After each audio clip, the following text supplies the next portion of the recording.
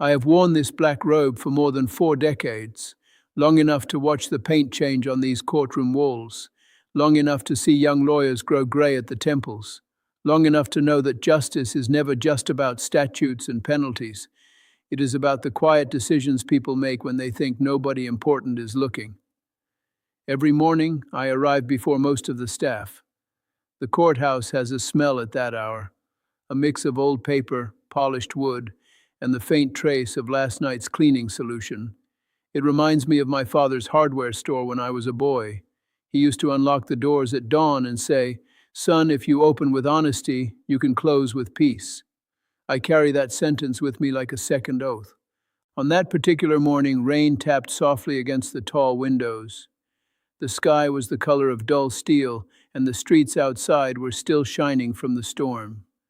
I hung my coat carefully, adjusted my tie, and stepped into courtroom 3.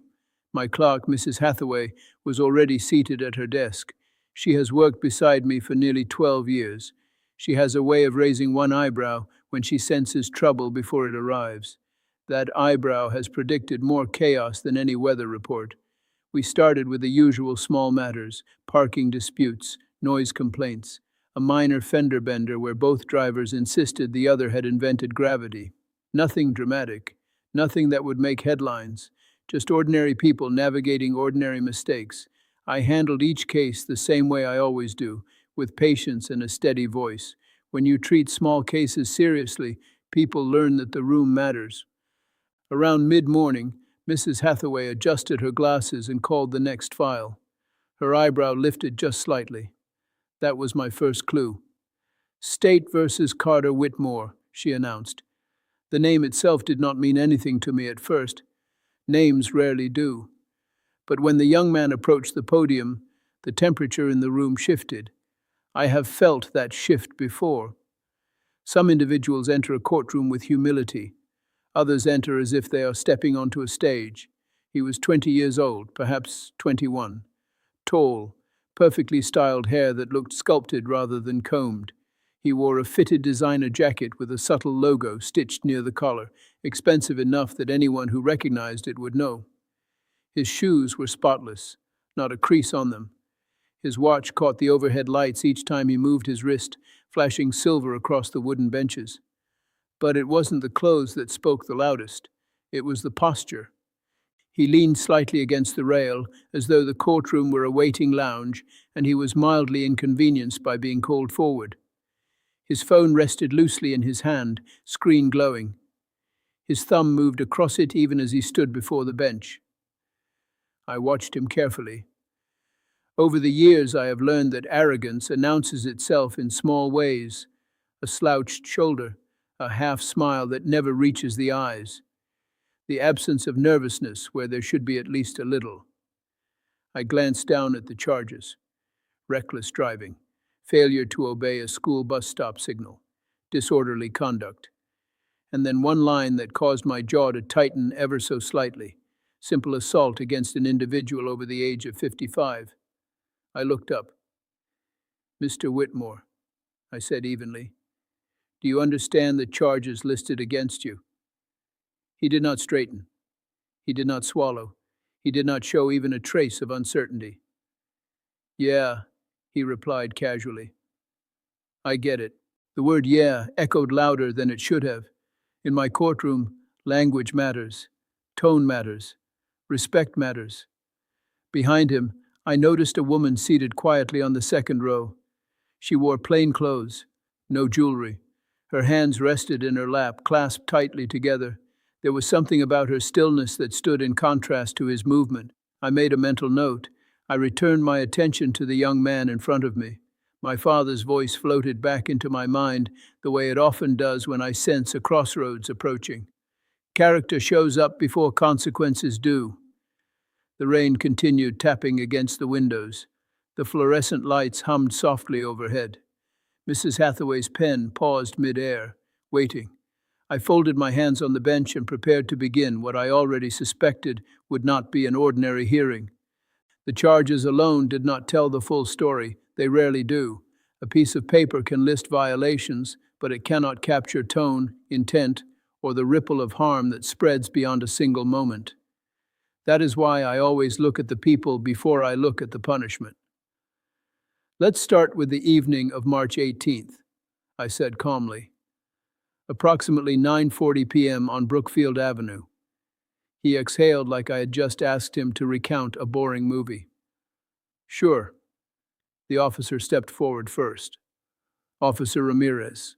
Steady, composed, the kind of presence that speaks in facts rather than emotion. He described a gray sports coupe traveling at nearly double the posted speed limit. A school bus stopped with its red lights flashing. 2 children still crossing the street. The vehicle did not stop. Instead, it swerved around the right side, tires briefly crossing into the bike lane. The bus driver leaned on the horn. A neighbor shouted. The children ran the last few steps to the curb. The officer paused. And after that? I asked. After that, Your Honor, a woman standing near the corner shouted for the driver to slow down. The defendant stopped his vehicle about 20 yards ahead, exited, and approached her. I felt the air tighten in the room. And what happened next? He yelled at her, used profanity. She told him children could have been killed. He grabbed her arm when she tried to walk away. She fell backward against the curb. A small sound escaped from the gallery. Not loud, just human. I shifted my gaze to the woman seated in the second row. Ma'am, I said gently, would you please step forward? She rose carefully. There was a brace around her right wrist. Light purple bruising still faintly visible near her elbow. She looked to be in her late 50s. Her posture was upright, but there was a tremor in her hands as she took the oath. Please state your name. Linda Morales, she said softly. Her voice was steady in a way that told me she had rehearsed this moment in her mind. Not for attention, not for drama, just to make sure she would not forget why she came. Ms. Morales, I asked, why did you speak to him that night? She blinked once, then answered as if the question surprised her. Because the kids were still in the road. It was that simple. I volunteer at the elementary school, she continued. I see those same children every week. I couldn't stay quiet. She swallowed and glanced briefly toward the young man at the podium. He was staring straight ahead, jaw set, expression unreadable. When I told him to slow down, she said, he called me ridiculous, told me to mind my business. I turned to walk away, and that's when he grabbed me. Her fingers instinctively touched the brace. He pushed, I asked gently. Yes, Your Honor. She did not cry. She did not exaggerate. She simply stated what happened. I turned back to him. Mr. Whitmore, did you make physical contact with Ms. Morales? He tilted his head slightly, as if considering whether honesty was worth the inconvenience.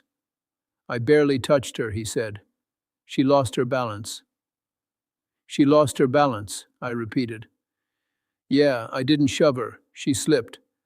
Officer Ramirez remained still, but I saw his jaw tighten. I leaned forward slightly. And the words exchanged? He shrugged. She started yelling. I told her to relax. It's not that serious. Not that serious. Behind him, Ms. Morales' hands tightened again. I let silence fill the room. Silence has weight when used properly. It gives truth space to breathe. Mr. Whitmore, I said carefully. 2 children were still crossing the street. They were fine, he replied quickly. Nothing happened. There it was. Nothing happened. To him, consequences only exist if tragedy completes the story. Near misses do not count. Fear does not count. Bruises do not count. I studied his face, still confident, still certain this would pass like an unpleasant errand. Then he added almost casually, honestly, this whole thing is being blown out of proportion. My family's attorney will handle it. Mrs. Hathaway's pen paused again.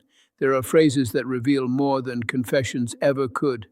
My family's attorney will handle it was not just a statement. It was an assumption that responsibility could be outsourced. I folded my hands again and felt that familiar crossroads forming. My father used to say, when someone thinks they're untouchable, that's when life teaches the hardest lessons. The rain outside had slowed to a faint drizzle. The courtroom was quiet enough to hear the hum of the ceiling lights. This was no longer just about speeding, it was about something deeper. And I could already sense that this young man believed the system was a door that would open for him simply because he expected it to. Experience has taught me that confidence built on image collapses quickly when confronted with facts. I glanced toward Officer Ramirez and asked the question that often changes the direction of a hearing. "Do we have visual evidence?" He nodded once. "Yes, Your Honor. Bus camera footage and a nearby security camera from a corner grocery store." I gestured for it to be displayed. The courtroom lights dimmed slightly as the monitor flickered on. The bus footage appeared first. Red lights flashing against the dark street. The stop arm extended. Rain glistening on the pavement like glass. Two small figures crossing in front of the bus. Backpacks bouncing slightly as they hurried. Then the gray sports coupe entered the frame. It did not slow. It glided past the right side of the bus, close enough that even I felt the tension through the screen. One of the children stumbled back toward the curb. The bus driver's horn blared through the speakers, sharp and urgent. A murmur moved through the gallery. I did not look at the screen. I looked at him. "That is your vehicle?" I asked. He shifted his weight for the first time since stepping forward. "Yeah, but they weren't even that close." "They were in the road," I replied evenly. He exhaled through his nose but said nothing more. The second video began, grainier, angled from above the grocery store entrance. It showed Ms. Morales standing near the corner, raising her hand. The car stopping abruptly, the driver's door opening. The young man stepped out. Even without audio, body language speaks loudly. His gestures were sharp, dismissive. Ms. Morales's hands remained open, palms outward. She took a step back. He stepped forward. Then it happened. His hand reached out, grabbed her forearm. She twisted slightly, trying to pull free. His other arm moved forward in frustration. She lost her balance and struck the curb. The video froze at that frame. There are moments in a courtroom when time stretches. This was one of them. I heard someone whisper, "Oh my God," under their breath. I let the image linger for 3 seconds before nodding for the screen to go dark. "Mr. Whitmore," I said quietly, "that appears to be more than a slip." His jaw tightened. "It's the angle. It makes it look worse than it was." "Does it also distort your hand around her arm?" He did not answer immediately. "Look," he said finally, voice losing a shade of its earlier smoothness. "She was yelling. She was in my face. I reacted. I have heard that word many times. It is often used as a substitute for responsibility." Officer Ramirez cleared his throat. "Your Honor, there is additional evidence." I nodded for him to continue. At approximately 10:12 p.m., the defendant posted on social media. The young man's head snapped toward the officer. "That's private. It was publicly viewable for over an hour," Ramirez replied calmly. "Screenshots were preserved." The clerk handed me printed copies. The first image showed him inside the sports coupe, grinning at the camera. The caption read, "Almost turned a school zone into a racetrack." There was a laughing emoji. The second image showed a blurry frame of Ms. Morales sitting on the curb. The caption, "People need hobbies." The gallery shifted again, this time not with shock, but with something heavier. Disappointment. I looked up slowly. "Is this your account?" He swallowed. "Yeah, but it's not serious. It's just social media." "Is that your voice in this video?" I asked, flipping to the next page. It was a short clip transcript. He was heard laughing, saying, "Some random lady tried to lecture me. Like I care." The confidence in the room changed shape. It was no longer bright and defiant. It flickered. If you are still watching this story, I would later say to my audience, ask yourself something. When someone shows you who they are in private moments, do you believe them? Back in the courtroom, I leaned forward. "You didn't just react," I said. "You celebrated." His foot began bouncing slightly against the floor. A small detail, but telling. Officer Ramirez stepped forward once more. There's also something else, Your Honor. The vehicle's registration raised a flag during processing. The young man's eyes narrowed.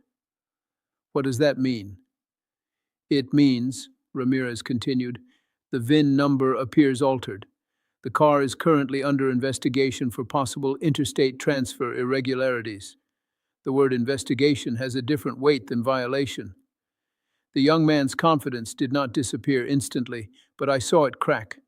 For the first time, he was not leaning casually against the rail. He was standing upright and listening. There is a moment in certain hearings when bravado drains from a person's face so quickly it almost looks painful. I have witnessed it in thieves, in fraudsters, in grown men twice this young man's age, but it always strikes me the same way. Altered how?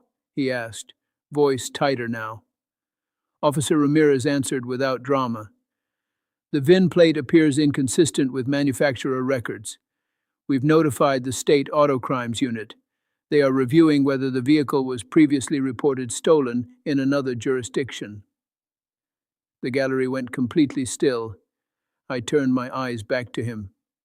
Mr. Whitmore, is this vehicle registered in your name? It's under my father's company, he replied quickly. It's legit. The speed of his answer betrayed something. It was no longer casual. It was defensive. Does your father know it's here today? I asked. He hesitated, then shrugged. He will. That shrug was smaller than the first one he gave me earlier, subtle but smaller. I folded my hands and allowed silence to press in around us. Silence often reveals what pride tries to hide. Ms. Morales, I said softly, turning toward her, you've heard everything presented so far. Is there anything you would like to say? She stepped forward again. Her brace shifted slightly as she clasped her hands. I don't want to ruin his life, she said. The words surprised some people in the room. I saw it in their faces. I just want him to understand that someone could have died. I've worked in emergency care for 26 years. I've watched parents collapse in hallways. I've watched teenagers not wake up. Her voice trembled now, not with anger, but with memory. When I yelled that night, I wasn't trying to embarrass him. I was trying to stop something worse. The young man stared straight ahead, but I could see his jaw working. Do you hate him? I asked gently. She shook her head.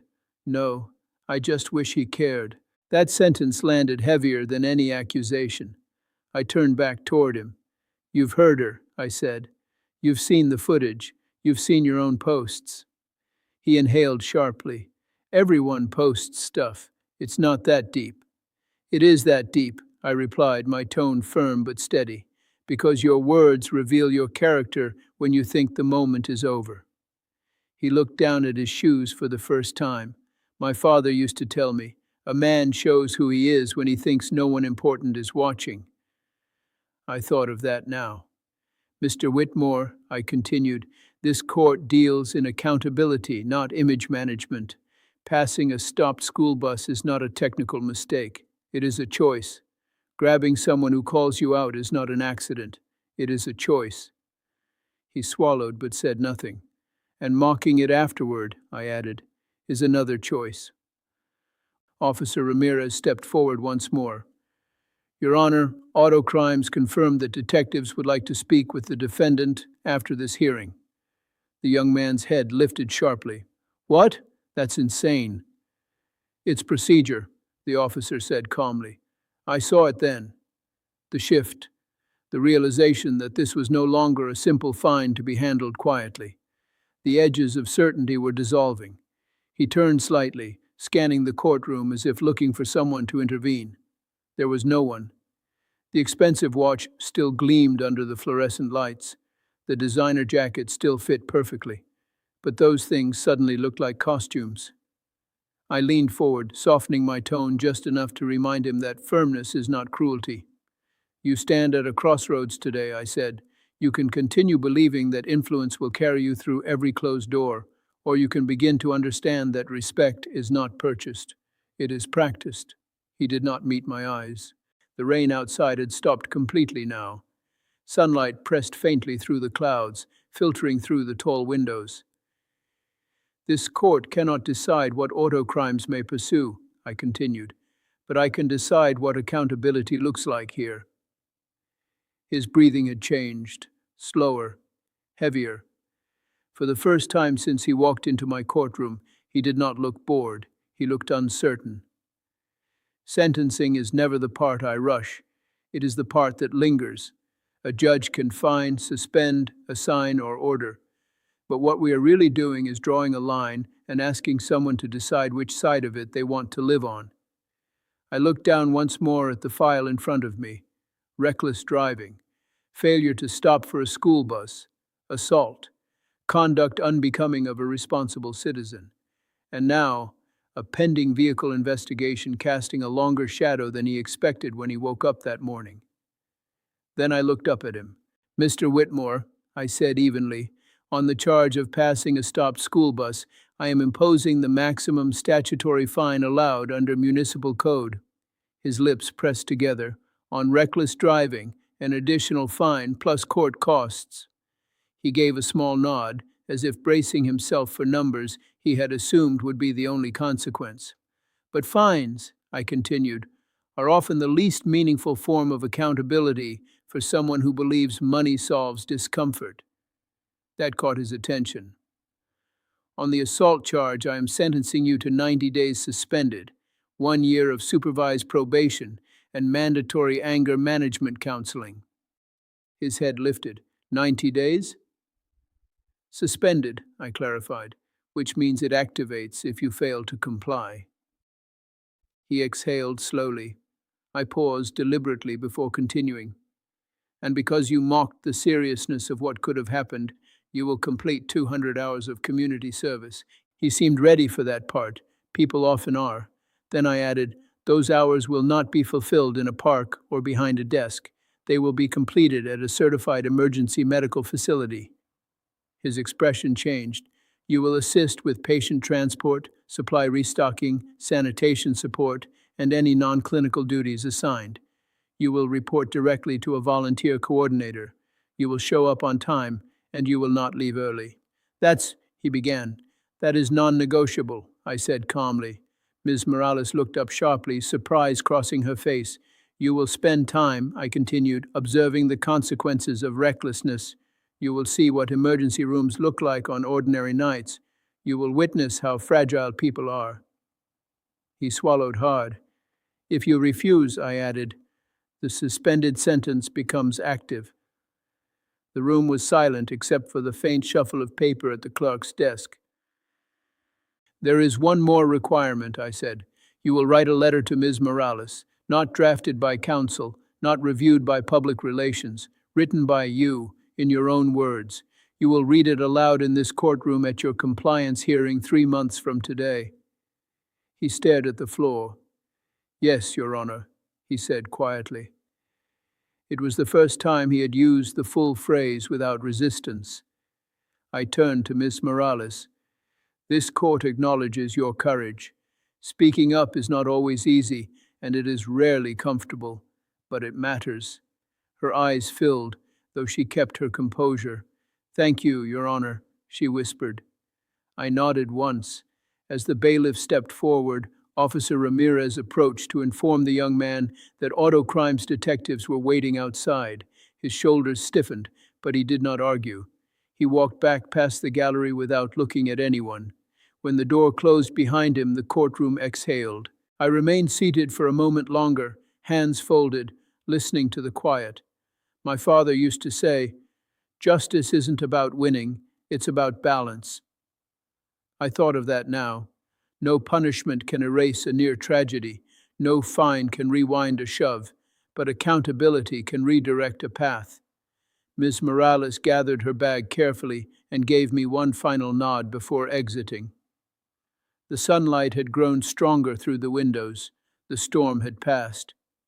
I glanced toward Mrs. Hathaway. Her eyebrow had returned to its resting position. Order restored, at least for now. "If you are still here with me, consider this. Consequences are not cruelty. They are correction. They are the moment when reality catches up to belief. And sometimes, when a young person stands at the edge of arrogance, the greatest mercy is not letting them fall unchecked. I tapped the gavel once. Next case, I said, because justice, like life, does not pause.